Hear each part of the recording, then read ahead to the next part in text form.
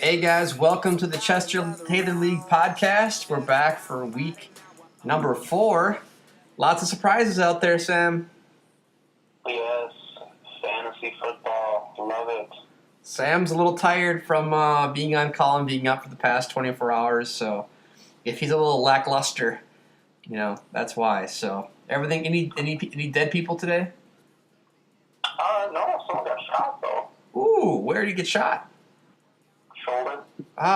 Gang violence or domestic? Gang. Brooklyn Park gang or just kind of whatever? I don't know. It's like the prodigal son or Anakin, just get involved in the wrong stuff and you end up in a sticky situation. Okay, well, that kind of stinks, but glad is he alive? I think so. Okay, well, that's good. Yeah. Well, thanks for saving people, Sam. We appreciate your help in this world. So we're just going to run through a few things. We'll try to make this a little bit quicker as it's a little bit late tonight, and Sam's working, so just in case he takes a call. But, I want to give a shout-out to Zach and Jeremy. Man, you guys are on fire. Well,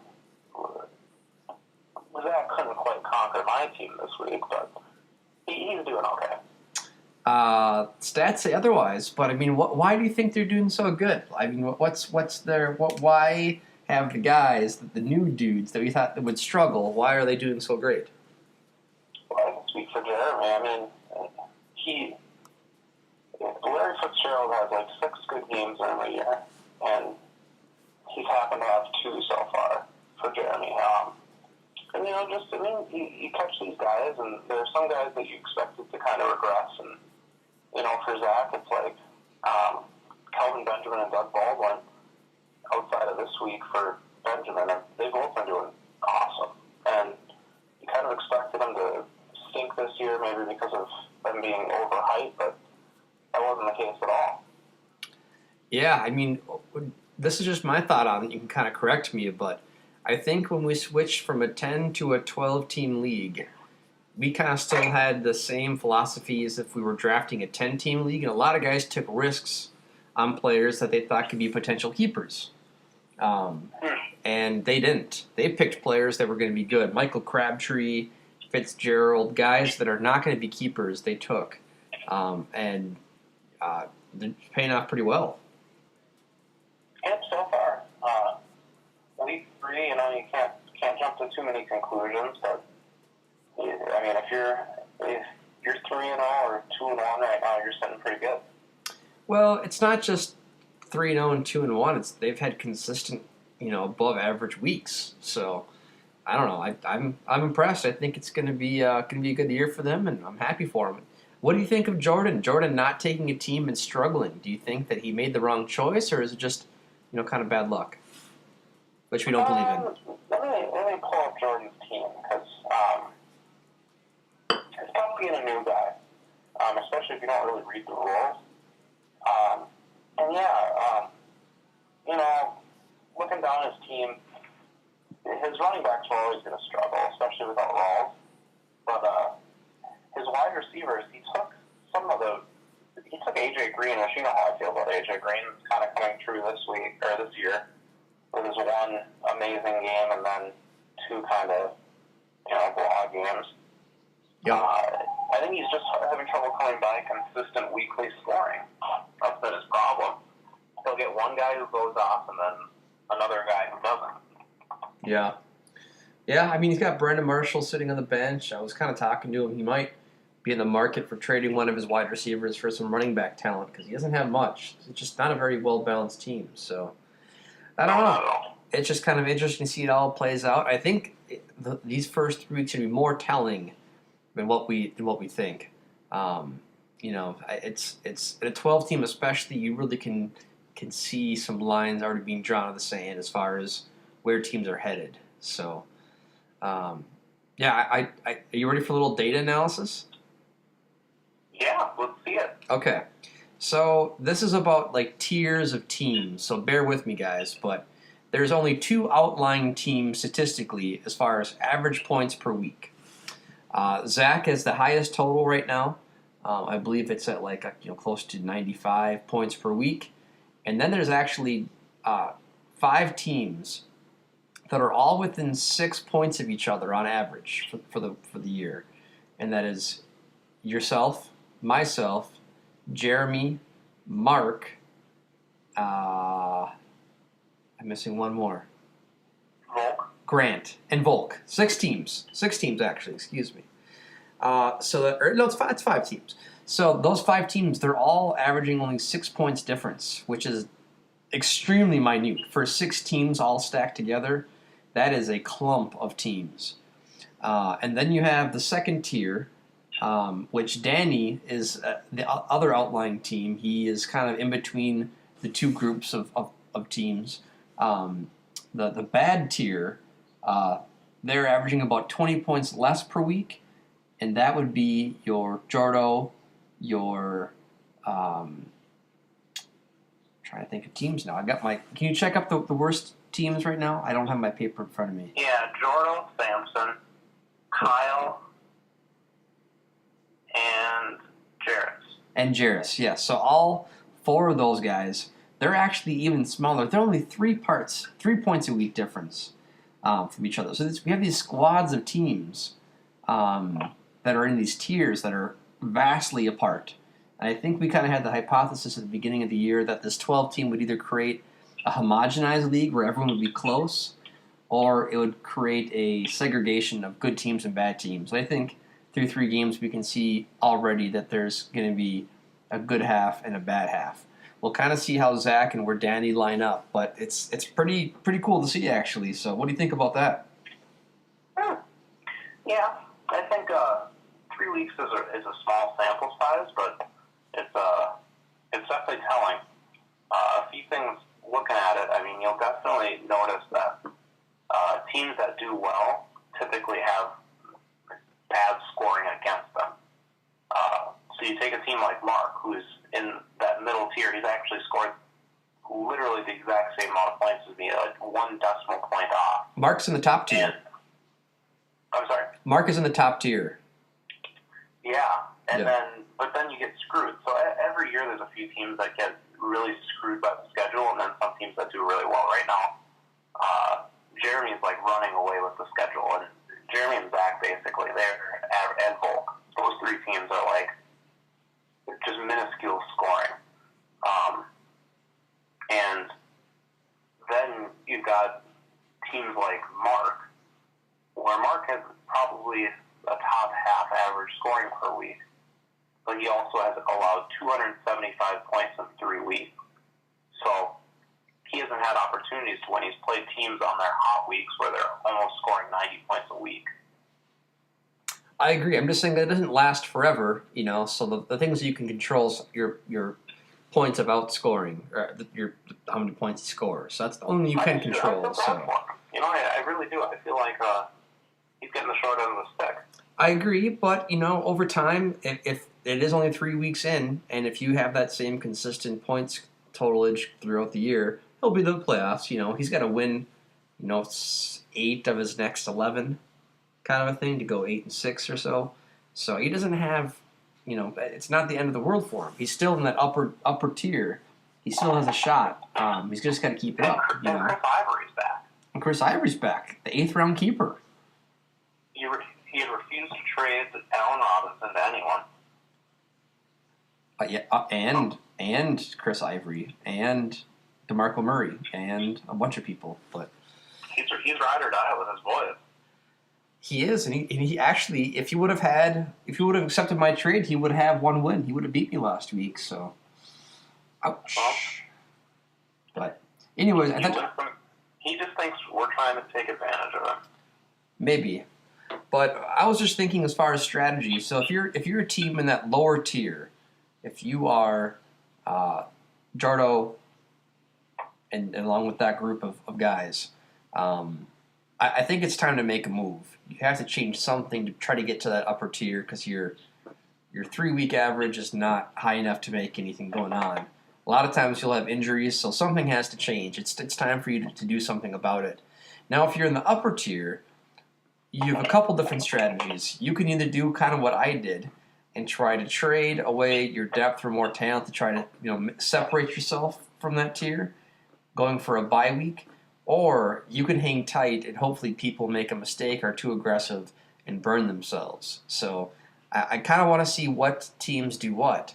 I kind of have a feeling that most people are not going to be super aggressive, which I don't agree with, obviously, since I was the aggressive one, but I'm fine with that, being the only aggressive one. I'll gladly take people's studs and be the only one buying in a market. So it'll be interesting. We'll see if Zach comes down to earth a little bit, but that's just kind of how I see this league breaking down right now. So it's an economy. Yeah, I mean, the funny thing about Jeremy's team is that he was kind of punting the beginning of the season. Like, he had Le'Veon Bell and Tom Brady, so he's like, well, I'll take my shots, try to go 500 during the first couple weeks, and then once I get those guys back, then I'll take off running. But it's kind of been the opposite. He might get worse because of those guys coming back. I don't know about that. Bell's going to be awesome. I want to know if actually he knew that. So I read a statistic that Matt Ryan has an awesome first 4 weeks of the season. Like, his entire career, he's had, like, just a bomb first quarter. And if you were drafting Tom Brady, I wish I would have known that. I probably would have drafted Tom Brady and Matt Ryan, knowing that Ryan is great at the beginning of the season and then falls off, and then you start Brady. That would have been perfect. So I want to know if he actually knew that and actually had those stats, or if he just really lucked out. So now that you said it, he's going to say that he knew it. Probably. But anyways, it was genius, and I'm happy for him. It's going to be interesting if Bell and Elliott stay healthy. I think he by far has the highest ceiling of running backs. No offense to you with Gurley and Johnson. I just think Gurley's a little bit limited in his ceiling. So. Oh, I'd agree. Bell's better than Gurley. Yeah. And Elliott and Johnson are pretty close as far as, washing each other out. So. I don't know, number one running back. Yeah, we'll give Elliott some time. Get Romo in there, give him some space. Who knows what can happen? So. Well, what else is on the agenda, Sam? What else do we have going on? We were going to make some bold predictions. Ah, yes. Bold predictions. Well, you got any bold predictions for the year so far? It's not specifically about any player. Okay. Or but, team. I think the team that we'll look back on it and we'll be able to identify the team that best used their free agent budget will end up winning the league. That's my bold prediction. So every week we bid on these players, and it's going to come down to one of two scenarios. There's going to be the more aggressive teams that went for those big-name players and might have overspent at the time, but it ends up working out. Or there's the teams that are going to save everything until the last 3 weeks and just be able to own you on the waiver wire. So one of those two things is going to happen. Maybe if your quarterback goes down week 15, you can block all the quarterbacks from the other team and prevent them from picking them up. I'm hoping that that's what ends up happening, and it's what I envisioned when I instituted the rule, that it would end up being a huge strategy thing. Okay. I think we have such a good the league is very involved, so I think a lot of times people pick up the depth guys a lot sooner than when they become available and they're worth so much on the auction. So no, I agree. First thing I did when I found out that Langford went down was look for Jordan Howard, and I saw that he was already picked up. That's what I mean. That's why I don't know if this auction is going to be as involved or as repercussive as you think it's going to be. Obviously, it's important, but I think people are buying cheap knowing that they don't want to spend money. So maybe that's changing it themselves, and that maybe that's leaving some, wide receiver 4, running back 4 players on the waiver wire because people are holding on to these keepers that have the potential to be later. So that may be the cause and effect of that. We'll see if that plays long term. You got any other hot takes, Sam? Why don't you go and I'll try to think of something. Actually, we're just talking about it, but I think Mark's going to make the playoffs. I really do. I think Cam Newton's going to come back. I love his running backs right now. If DeMarco Murray can stay like this, I think I think he'll go 6-3 the rest of the year, and then you have one 500 team make the playoffs every year, right? It seems like that, yeah. I mean, you get the division winners, and then with 6 teams making the playoffs, and it was a 10-team league, then yeah, there was always a 500 team that snuck in there, but Okay. I don't know how it's going to work out this year. So I think Mark will be your playoff, your 6th seed, and believe it or not, I'm gonna go bold prediction that Grant is gonna be out of the playoffs. Ooh, that is a bold prediction. Yeah. I don't know how he feels about that. I'm sure he doesn't like it, but the most important position in this league is quarterback, and I don't trust Carson Palmer as far as I can throw him, which is not far at all. So it's I'm as far as he can throw you, which is not far either. That's about the same distance, probably. Yeah, it's pretty close. I mean, with this, I can fight anyone under 185, and take him. So, no, I mean, what do you think of Palmer? He was kind of your boy. Are you going to back up Palmer? Is he bouncing back, or is he going to stay in this kind of negative aura? Well, someone compared him to. I heard this. Where did I hear it? It must have been was it Monday Night Football where Chris Collinsworth might have called him Jake Delhomme. Like there was one year where Delhomme went to the Super Bowl and just got rocked in the playoffs. And it was against the Cardinals that year that they went to the Super Bowl. Yep. And after that, he comes back next year and is just in a straitjacket and he's crazy. Like no one knew who he was and he couldn't throw anymore. And they said that might be happening to Palmer, but I don't know. You look at his first 2 games, and his first 2 games were good. I mean, here's the thing. Up until last year, Palmer was never some fantasy god either. It's not like he all of a sudden fell off. It's like he would always have these weird games. And, I think he's getting old. I think he's a quarterback in his late 30s that was never elite. And so you're going to start to see this kind of drop off, but he's going to have his games, and he would not be my number 1 choice for a quarterback in fantasy. I would almost just rather roll with Eli Manning or someone like him. But yeah, you could have gotten Phillip Rivers, Eli Manning, Matt Ryan, Ben Roethlisberger, because they're all the same type of quarterbacks where they can get you those boom weeks, but they can also flame out. He's just in that tier for me. He's nothing special. Okay. Yeah, with Grant's team, I find it all of a sudden very fragile. I don't know what's up with Julio and Odell Beckham. They're still doing okay, but it's not like they're hitting their ceiling. So what? In his running backs, I do not see Langford's hurt, right? Murray is now technically in a running back by committee. He only had half the carries last week. So yeah, I'm quarterback and his 2 running back positions are looking awfully fragile, and his wide receivers are not there to rescue him besides Jordy. So that's kind of a recipe for disaster. They need to turn around quickly for Grant to make the playoffs. Otherwise, it's going to be ugly. Can we revisit a bold prediction I made at the beginning of the year? I made a few in regards to running back versus wide receiver, but one was that I thought that top-end running backs were almost safer than the top-end wide receivers outside of maybe the top 3. Okay. And so far, I want to say I've been pretty right about that. I mean, Adrian's gone down, but even if you look at Gurley's raw numbers, it's still a bad game for Gurley is not the same as a bad game for these big wide receivers. And that's the problem. You're not going to ever see Todd Gurley get a 1-point game, ever. It'll never happen.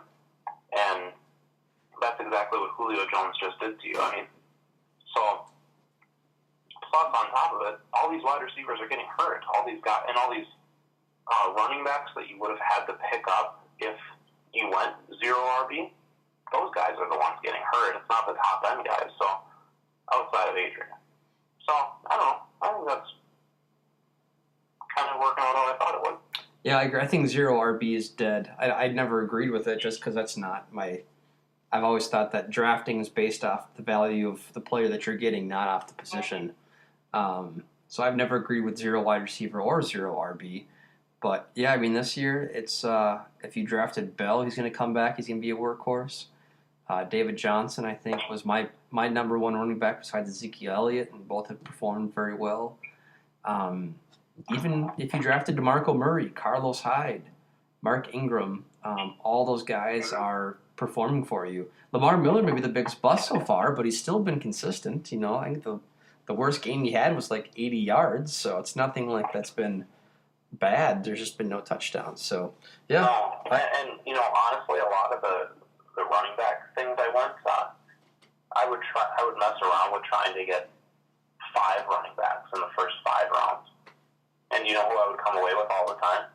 It was David Johnson, Ezekiel Elliott or Les Bell in the second, Mark Ingram in the third, or Eddie Lacy, and then you go C.J. Anderson and DeMarco Murray. Like, how awesome would that be to have those 5 guys on your team right now? yeah. Don't you might be speaking a little bit too soon with CJ and DeMarco. I could see them falling off rather quickly. But yes, right now that would be an amazing team. You could. Well, I'd be trading them now for, top end wide receivers, and then,